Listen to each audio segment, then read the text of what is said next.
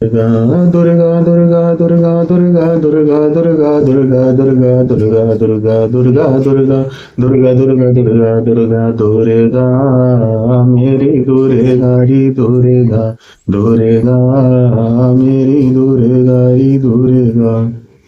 जय माता दी, जय मां ललितांबिका। कैसे हैं आप सभी? मैं उम्मीद करता हूं आप सभी स्वस्थ होंगे और आनंदित होंगे। भगवती जगदम्बा की कृपा आप और आपके संपूर्ण परिवार पर निरंतर बरस रही होगी। तो आज जो हम जानकारी लेके आए हैं वो ऐसी जानकारी है जिसको यदि आप समझ गए, आधे से ज्यादा समस्या आपकी स्वतः ही नष्ट हो जाएंगी यदि आप इस वीडियो को समझ गए। क्योंकि आपके घर में एक ऐसी शक्ति विद्यमान है जिस शक्ति को यदि आप समझ गए और उसको प्रसन्न कर लिया तो दुनिया की किसी भी शक्ति को प्रसन्न करने की आवश्यकता नहीं पड़ती है। सारी शक्तियां स्वतः ही प्रसन्न होने लग जाती हैं। सारी देवी देवता स्वतः ही आपके ऊपर कृपा बरसाने लग जाते हैं। और खास करके देवी तत्व आपसे कनेक्ट होता है। देवी तत्व की विशेष कृपा आपके ऊपर होती है यदि घर में छुपी इस शक्ति को आपने प्रसन्न कर लिया। अब बात करते हैं वो शक्ति है कौन। तो आज की इस वीडियो में आप जानेंगे कि वो शक्ति है कौन और उस शक्ति के रुष्ट होने पर आपके घर में क्या होता है, किस प्रकार से आपके सारे काम धंधे बंद होते हैं, किस प्रकार से आपकी उन्नति रुकती है, किस प्रकार से आपके जीवन में नकारात्मकता प्रवेश करती है और किस प्रकार से आपका जो जीवन है वो कठिन बनता है। और इसी वीडियो में हम जानेंगे कि उस शक्ति को प्रसन्न कैसे किया जाए, उस शक्ति का क्या भोग है और उसको किस प्रकार से आप पूज सकते हो। और जानेंगे वो शक्ति जब कृपा करेगी तो कितनी कृपा कर सकती है आपके ऊपर। तो इस वीडियो को ध्यान से देखना और पूर्ण रूप से देखना। मैं उम्मीद करता हूं जो इस वीडियो को यदि पूर्ण रूप से देख लेगा और इस वीडियो में कहे हुए उस शक्ति को प्रसन्न कर लेगा, आप कुछ ही दिन में देख लेना आपकी परिस्थितियां बदलने लग जाएंगी। आपके जीवन में जो समस्याएं हैं वह स्वतः ही हटने लग जाएंगी। आपका घर धन धान्य से भरने लग जाएगा। आपके ऊपर सभी देवी देवताओं की कृपा स्वतः ही आने लगेगी। तो आइए वीडियो को शुरू करते हैं। वीडियो को ज्यादा से ज्यादा शेयर कर देना जिससे कि अन्य लोगों की भी मदद हो सके। देखिए, सबसे पहले जानते हैं कि वो ऐसी कौन सी शक्ति है जिसके प्रसन्न होने पर सभी की कृपा आपको स्वतः ही मिल जाएगी। तो वो शक्ति है आपके घर में निवास करने वाली स्त्री शक्ति। चाहे वो माता हो, चाहे वो बहन हो, चाहे पत्नी हो, चाहे आपकी पुत्री हो। यदि वो स्त्री तत्व आपसे प्रसन्न है तो आपके सारे काम बनने लग जाते हैं, आपकी सारी विपत्तियों का नाश होने लग जाता है। और यदि वो रुष्ट है तो आपके बनते बनते काम बिगड़ जाते हैं। अब इसको जानते हैं कि ऐसा होता क्यों है। देखिए, कहा जाता है कि जिस घर में स्त्री का सम्मान होता है वहां देवी देवता निवास करने लग जाते हैं, वहां देवी देवता वास करते हैं। देवी देवता आपकी इच्छाओं की पूर्ति करते हैं क्योंकि आप उस स्त्री तत्व को प्रसन्न कर रहे हैं, आप उस स्त्री शक्ति को सम्मान दे रहे हैं। तो आपके घर में लक्ष्मी स्वतः ही आने लगती हैं, आपकी जीवन की बाधाएं स्वतः ही नष्ट होने लगती हैं। पुरुष जो है वो क्रिया शक्ति है, लेकिन उस क्रिया को करने का जो बल है वो स्त्री शक्ति है, वो देवी शक्ति है। इसीलिए पति पत्नी का जोड़ा बनाया गया, क्योंकि स्त्री में सृजन की शक्ति है। माता अगर नहीं होती तो आप कैसे आते, और पत्नी नहीं होती तो आपका अंश कैसे विस्तृत होता। तो विस्तार करने की जो क्षमता है वो स्त्री तत्व में है। जब आपके परिवार का वो विस्तार कर सकती है तो क्या आपके जीवन का विस्तार नहीं कर सकती? आप स्वयं देखना, जिस घर में स्त्री का सम्मान होता है, जिस घर में स्त्री की किलकारियां गूंजती हैं, जिस घर में स्त्री प्रसन्न चित्त घूमती है, उस घर में देखना तरक्की ही तरक्की होती है। क्योंकि वहां मुख्यतः ये चार शक्तियां एक्टिव हो जाती हैं। कौन सी? सबसे पहली शक्ति महाकाली की। महाकाली एक्टिव हो जाती हैं और उनके एक्टिव होने पर किसी भी प्रकार की नकारात्मकता आपके घर में वास नहीं कर सकती। क्यों? क्योंकि स्त्री के अंदर वो क्षमता होती है कि जब आप रो रहे हैं, आप दुखी हैं, जब वो आपके कंधे पे हाथ रख के आपसे प्यार से जब वो बोलती है चिंता मत करो, व्यवस्था हो जाएगी, मैं अपने पिता से बात कर लूंगी या मैं किसी और से बात कर लूंगी। देखिए, मैं समझाने के लिए आपको बता रहा हूं, हालांकि शक्ति बहुत बड़ी चीज है। मैं उदाहरण बता रहा हूं जिससे कि आपको समझ में आए कि शक्ति हमें कैसे संभालती है। तो आपको थोड़ा सा संतोष उस समय आ जाता है कि चलो कोई ना कोई व्यवस्था हो जाएगी, और आप भोजन कर लेते हैं। कहा जाता है कार्येषु मंत्री करणेषु दासी भोजनेषु माता शयनेषु रंभा धर्मानुकूला क्षमा धरंती सड़ग दस में पतिव्रता लक्षण, ये पतिव्रता स्त्री के लक्षण है। कार्यसु मंत्री, किसी भी कार्य को करने के समय अपने पति को जो मंत्री की तरह सलाह दे। करणेसु दासी, और घर का कार्य या अपने पति या अपने सास ससुर का कार्य करते समय एक दासी की तरह कार्य करे, एक दास की तरह कार्य करे, जिसमें उसका खुद का कोई स्वार्थ ना हो, उसका केवल आपके भरण पोषण के लिए वो दास्य भाव होना चाहिए, वो अन्नपूर्णा होनी चाहिए, ना कि किसी दबाव में या डर में वो कार्य करे। कार्यसु मंत्री करणेसु दासी भोजनेसु माता, जब वो आपको भोजन करा रही है तो उस समय वो एक माता की तरह आपको भोजन कराती है। आप कुछ नहीं खाते, आपको नहीं अच्छा लगता है, आपके लिए दोबारा बना के लाती है, लेकिन आपको भूखा नहीं सोने देती। शयनेसु रंभा, और सोते समय एक रंभा की तरह वो आपको संतुष्ट करती है। धर्मानुकूला, जो धर्म के अनुसार चल के क्षमा धरंती, सबको क्षमा करती है, कोई कुछ भी कह जाए सबको क्षमा कर देती है।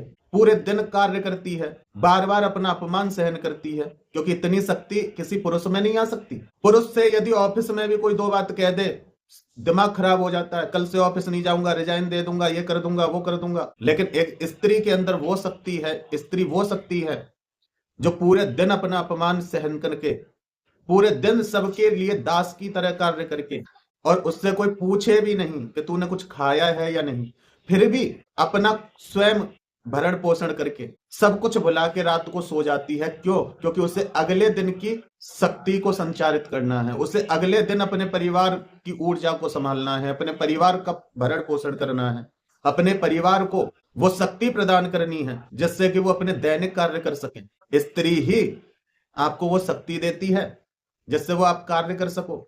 यदि पत्नी आपको टिफिन लगा के ना दे तो आप लेट हो जाओगे। अपने बच्चों को तैयार करके समय से स्कूल ना पहुंचाए तो बच्चों को जो ज्ञान मिलना था, जिस ज्ञान से उनका भविष्य बनना था, वो भविष्य बिगड़ जाएगा। पति का समय पर कार्य ना हो तो उसकी जीवन आजीविका रुक जाएगी, घर का पूरा संतुलन बिगड़ जाता है। ये वो शक्ति है, जैसे माँ दुर्गा संपूर्ण ब्रह्मांड की अधिष्ठात्री हैं, जगत जननी हैं, उनके विचलित होने पर संपूर्ण संसार पर संकट आ जाता है। उसी प्रकार जब घर की स्त्री दुखी, परेशान और असंतुलित होती है तो पूरे परिवार पर संकट बनती है। ये कहने सुनने वाली बात नहीं है, आप महसूस कर लेना इस चीज को, क्योंकि स्त्री वो शक्ति है जो आपको 1 से 2 और 2 से 3 बनाने की क्षमता रखती है। मुझे पता है ज्यादा लोग नहीं समझेंगे इस बात को, ना ज्यादा लोग इस वीडियो को देखेंगे, ना इसको अन्य लोगों तक पहुंचाएंगे। क्यों? क्योंकि लोगों को क्या चाहिए कि एक हल्दी की गांठ यहां बांध के रख दो, ये तुम्हारे घर में देवता खड़ा हो जाएगा रक्षा के लिए, तुम्हारे घर में ये हो जाएगा, वो हो जाएगा, यहाँ 4 लौंग गाड़ दो, वहां 50 कीले ठोक दो। तो ये अंधविश्वास के अलावा कुछ नहीं है। लेकिन जो सत्यता को समझता है, मैं पहले भी अपने कई सारी वीडियो में बता चुका हूं कि तंत्र आपके घर से चलता है। यदि आपके घर की स्त्री तत्व मजबूत है तो आपके घर में किसी भी प्रकार की नकारात्मकता प्रवेश नहीं कर सकती। यदि आपके घर की स्त्री प्रसन्न है, आपकी कुलदेवी की कृपा आपके ऊपर अवश्य होगी, क्योंकि जिस घर की कुलदेवी कृपा कर रही हो उस घर की स्त्री ही प्रसन्न हो सकती है, और जब स्त्री ही प्रसन्न है तभी ही कुलदेवी प्रसन्न है। माँ दुर्गा, माँ काली, माँ लक्ष्मी, माँ सरस्वती, 10 महाविद्या, नव दुर्गा, इनको आप पूजने चले जाओ और स्त्री का सम्मान नहीं है, ये प्रसन्न नहीं होती, क्योंकि उसी शक्ति का स्वरूप है वो स्त्री जो आपके घर में है। शुरुआत आपके घर की स्त्री से होती है भगवती तक की यात्रा। स्थूल शरीर की जितनी भी स्त्रियां हैं सब उसी जगदम्बा की हैं, सूक्ष्म शरीर की जितनी भी स्त्रियां हैं वो सभी उस जगदम्बा की हैं, और जो निराकार स्वरूप में स्त्री है वो जगदम्बा है, ये उसी के रूप है। अब आप खुद सोच सकते हैं कि आप जगदम्बा को प्रसन्न करने जा रहे हैं या केवल स्वार्थ में चल रहे हैं, अंधकार में चल रहे हैं। जब आपके घर की जगदम्बा प्रसन्न है तो संपूर्ण ब्रह्मांड की जगदम्बा स्वतः ही प्रसन्न है। इसीलिए कहा जाता है माँ जो जन्म देती है उसको माँ क्यों कहा गया? कुछ और नाम भी ले सकते थे, क्योंकि वो उस ब्रह्मांड की माँ का अंश है, वो पालने वाली है। लेकिन जिसने कष्ट सहन करके आपको धरती पे लेके आई, खुद गीले में सो के आपको सूखे में सुलाया, अपने मुख का निवाला आपके मुख में दिया, तो ये करुणा किसमें हो सकती है? एक माँ में। और संकट आने पर आपकी सुरक्षा की, आपकी 100 गलतियों को छुपाकर आपकी तारीफ की, इतनी सहन शक्ति किसमें हो सकती है? ये उसी में हो सकती है जिसने ब्रह्मा, विष्णु, महेश, अन्य देवादि देवताओं को शक्ति प्रदान की है। जिसमें संकुचित होने की क्षमता है और विस्तृत होने की क्षमता है, वही जगदम्बा है। और उसी की अंश रूपा हमारे घर में है, हमारी स्त्री, हमारी माता, हमारी बहन, हमारी पुत्री। और इनमें से यदि कोई भी असंतुष्ट है तो उसका नकारात्मक प्रभाव आपको जरूर देखने मिलेगा।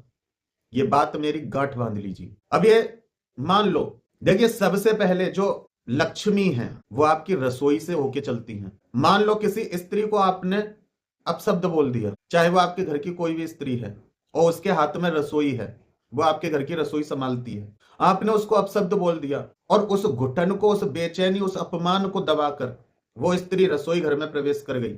वहां जो भी उसने बनाया है उस सब में उसकी वो नकारात्मक ऊर्जा प्रवेश करेगी। जो जो वो सोचेगी उस समय पे वो सब कुछ उस भोजन में समाहित होगा और उस भोजन को जो जो व्यक्ति करेगा उसकी बुद्धि भ्रष्ट होगी, उसी समय प्रसन्नता नहीं होगी, उस भोजन को करने से संतुष्टि नहीं होगी, उस भोजन को करने से नकारात्मकता बढ़ेगी, उस भोजन को करने से क्रोध बढ़ेगा, उस भोजन को करने से जो अवसर आपको उन्नति दिला सकते थे वो अवसरों को आप गवाओगे। लेकिन जिस घर की स्त्री प्रसन्न चित्त होकर रसोई में प्रवेश करती है और भोजन बनाते समय ये विचार करती है कि मेरे पति का व्यवसाय बढ़ जाए, मेरे बच्चों की शिक्षा इतनी अच्छी हो कि वो अपने किसी अच्छी पोस्ट पे लग जाए, किसी अच्छी पोस्ट पे उनको जॉब मिल जाए, मेरा परिवार प्रसन्न रहे, मेरा परिवार बहुत अच्छा है, मेरे घर में कितनी शांति रहती है।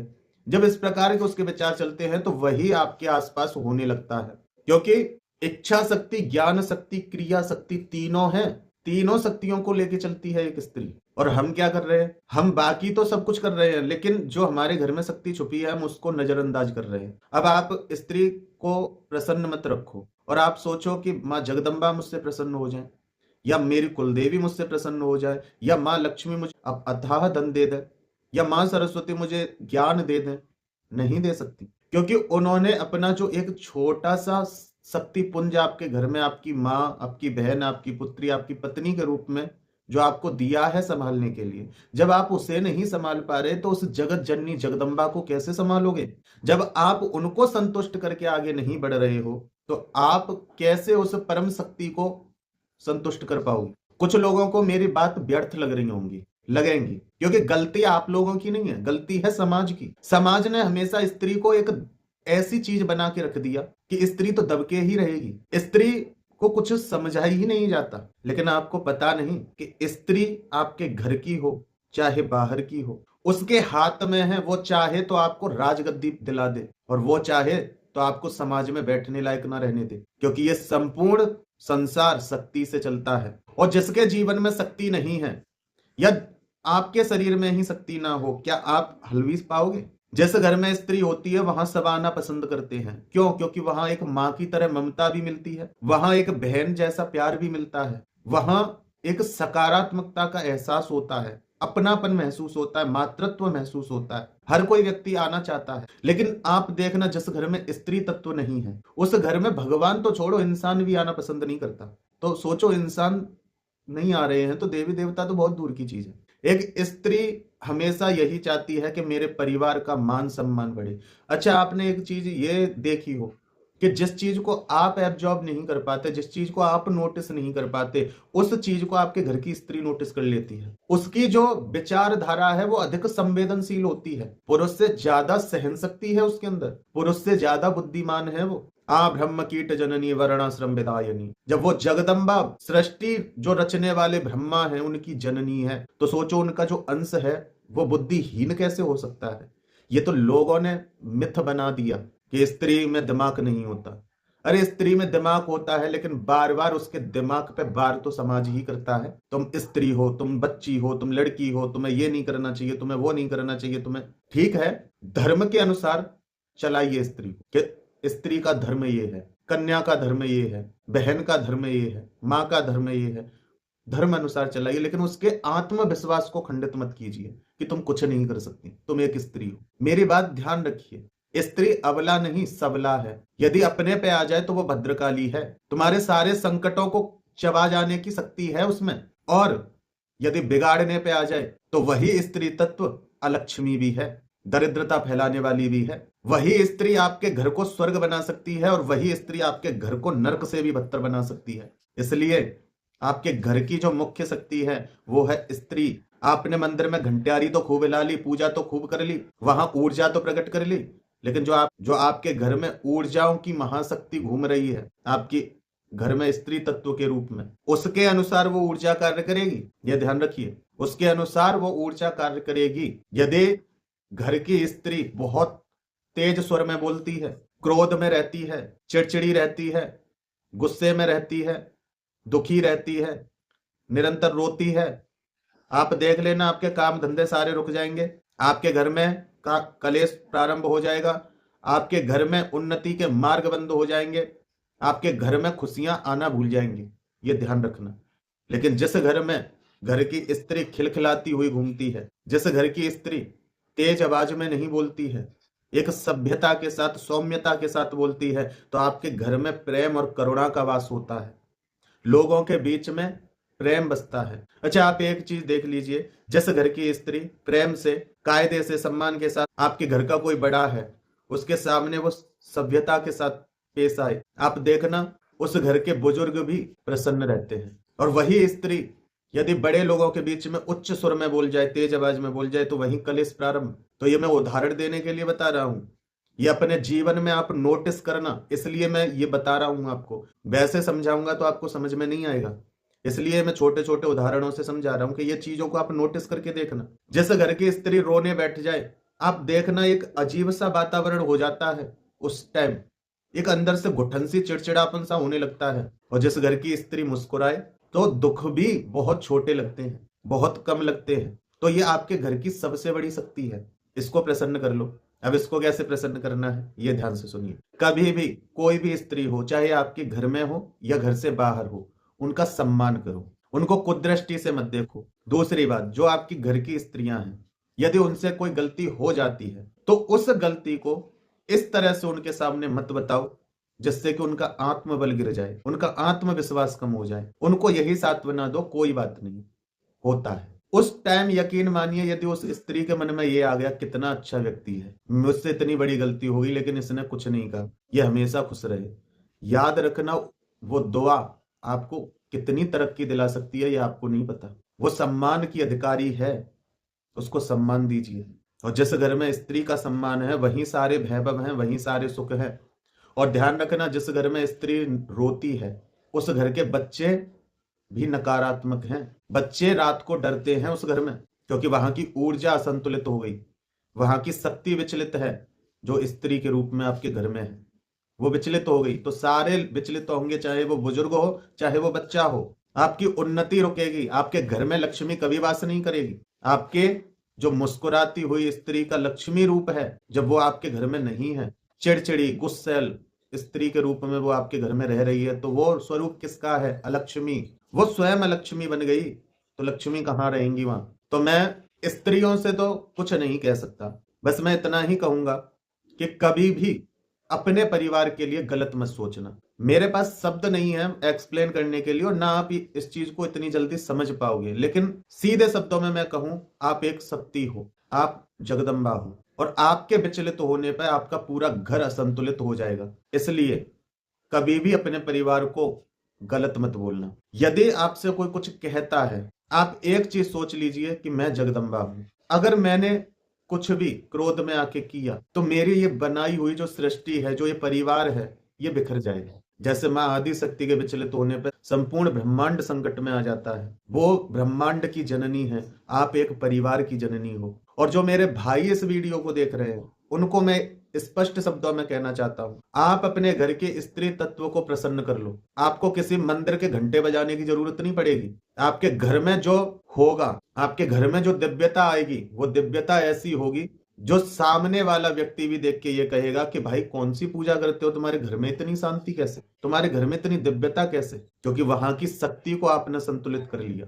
उस घर की शक्ति है स्त्री, और उसको आपने संतुलित कर दिया। और जब वो संतुलित हो गई तो वो तो अन्नपूर्णा बन के आपका लालन पालन ही करेगी। चारों तरफ से आपके तरक्की के मार्ग खुल जाएंगे, चारों तरफ से लक्ष्मी आपके घर में प्रवेश करेंगी, चारों तरफ से सकारात्मकता आपकी तरफ अट्रैक्ट होगी। और वहीं स्त्री को रुलाया, वहीं स्त्री के सम्मान को ठेस पहुंचाई, वहीं स्त्री का निरादर किया, वहीं स्त्री को कटु वचन बोले, जो भी होगा इसके विपरीत होगा। तो अब आप देख लीजिए, और मुझे पता है इस वीडियो को ज्यादा लोग नहीं देखेंगे, इसलिए जितने भी लोग इसको देख पाए, चाहे 2, 4, 10, 20, जितने भी देख पाए, ये परिवर्तन लाके देखिए और इस शक्ति को पूज के देख लीजिए।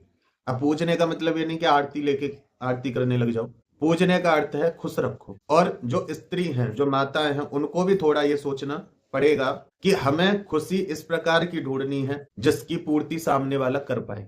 अब इसका मतलब ये नहीं कि आप ऐसी ऐसी डिमांड रख दो खुश होने के लिए कि सामने वाला का सब कुछ चला जाए, तो ऐसा नहीं। खुश रखने का मतलब सम्मान, सबसे बड़ी बात है सम्मान, उसका और उसके स्त्री तत्व का, उसकी रक्षा और उसकी जरूरत पूरी।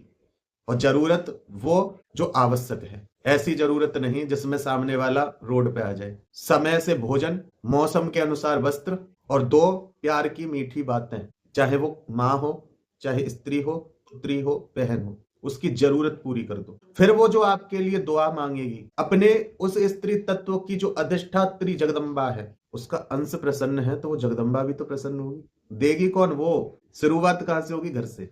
स्वयं लक्ष्मी बन के छन छन छन छन करती हुई आपके घर चली आएगी, आपके रास्ते खोल देगी। सरस्वती बन के बीड़ा बजाती हुई आपके घर चल के आएगी। आपको वो बुद्धि प्रदान करेगी जिससे आप उन्नतियों को प्राप्त करो।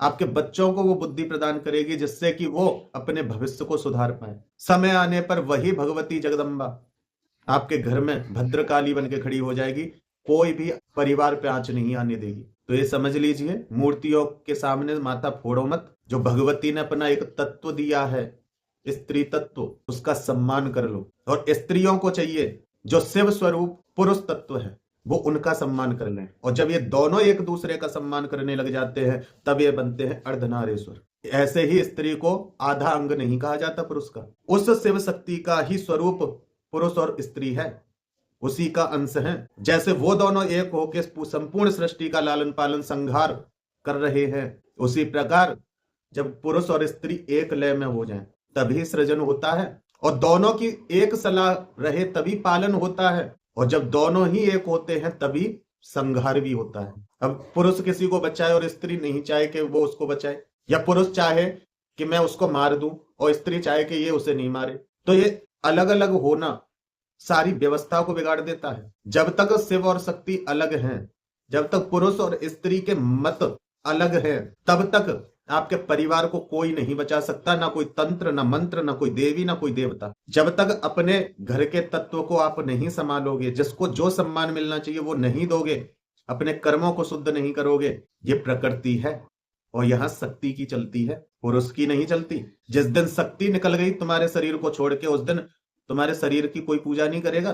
कोई रिश्तेदार को भी आने में समय होगा ना, तो व्यक्ति कह देगा अरे ले चलो, सड़ जाएगी लाश। तुम्हारे शरीर में भी शक्ति है, उसी शक्ति से सारे कार्य हो रहे हैं। इसलिए जो आपके साथ भगवती जगदम्बा की कृपा से जो स्त्री तत्व है उनका, चाहे वो किसी भी रूप में हो, उसका सम्मान, उसकी प्रतिष्ठा, तो इससे ज्यादा मैं कुछ नहीं कहूंगा। ये बहुत बहुत बड़ी बात बोली है मैंने। और आपको यदि उन्हीं अंधविश्वासों में फंसना है कि ये टोने टोटके कर लो, ये कर लो, वो कर लो, आप कर सकते हो, ना जाने कितने वर्षों से कर रहे हो और ना जाने कितने वर्षों अभी और करोगे। लेकिन जब भी आपको ये वीडियो समझ में आ जाए तो ये कार्य कर लेना। स्त्री को चाहिए अपने पति का सम्मान करे। एक बार के लिए सोच लो, सती हूं मैं, जो अपने पिता के अपमान करने पर तुरंत भस्म हो गई कि मैं अपने पति का अपमान सहन नहीं करूंगी। और पुरुष को सोचना चाहिए कि मैं शिव हूं, जिसने अपनी पत्नी के ऊपर आंच आने पर भद्रकाली और वीरभद्र को प्रकट कर दिया, दक्ष के यज्ञ का विध्वंस कर दिया। जब इस प्रकार से पुरुष और स्त्री एक हो जाएंगे,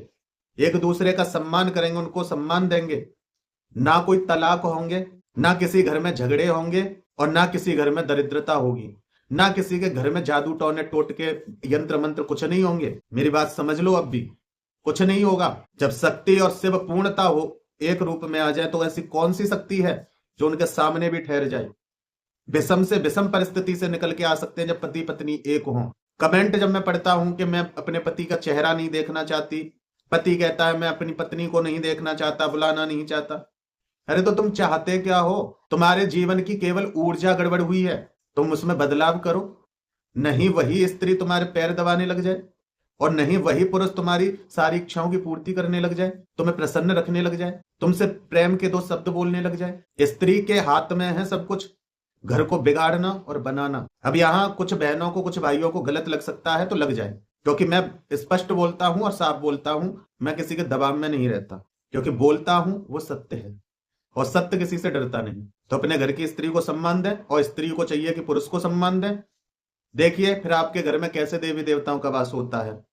ना कोई चालीसा पढ़ना है, ना कोई मंत्र जाप करना है, केवल मंत्र जाप इतना करे पुरुष, स्त्री से कहे तू चिंता मत कर मैं हूं, तू बता क्या करना है मैं करूंगा। और स्त्री को चाहिए इस मंत्र का जप कि मैं अपने पति की शक्ति हूं, यदि मैं विचलित हुई तो मेरे पति का पूरा संसार विचलित हो जाएगा, इसलिए मुझे विचलित नहीं होना है, मुझे संयम रख के अपने पति को क्रियाशील बनाना है, मुझे उसकी शक्ति को छीनना नहीं, उसको शक्ति से भर देना है। जिस दिन ये समझ लिया किसी ने, तलाक नहीं होंगे। जो पहले जो परंपरा थी वो रूढ़िवादी परंपरा नहीं थी, वो सही परंपरा थी। स्त्री सम्मान करती थी पति का, उसने जो कह दिया वो कह दिया, पत्नी उसे स्वीकार करती थी, और अगर उसे लगता था कि कुछ गलत है तो मंत्री की तरह उसको बताती थी, सलाह देती थी, और पति फिर सोच के फैसला लेता था। और उसी प्रकार से पति, लोग कहते हैं रूढ़िवादी परंपरा थी, घूंघट करो, ये करो, वो करो, फलाना ढिकाना, रूढ़िवादी नहीं थी, वो उसके सम्मान को बचा के रखता था कि किसी भी पुरुष की उस पर गलत निगाह ना आए, उसको दब ढक के रखता था कि तू सिर्फ मेरी है और मेरे लिए ही है, तू मेरी शक्ति है। अब ज्यादा मैं कुछ नहीं कहूंगा, मैं उम्मीद करता हूं कि आप समझ गए होंगे। फिर मिलते हैं एक ऐसी ही अगली वीडियो में एक नई जानकारी के साथ। तब तक अपना और अपने परिवार का ध्यान रखें, भगवान की भक्ति करें, निरंतर भक्ति पथ पर आगे बढ़ते रहें। जय माता दी, जय मां ललितांबिका।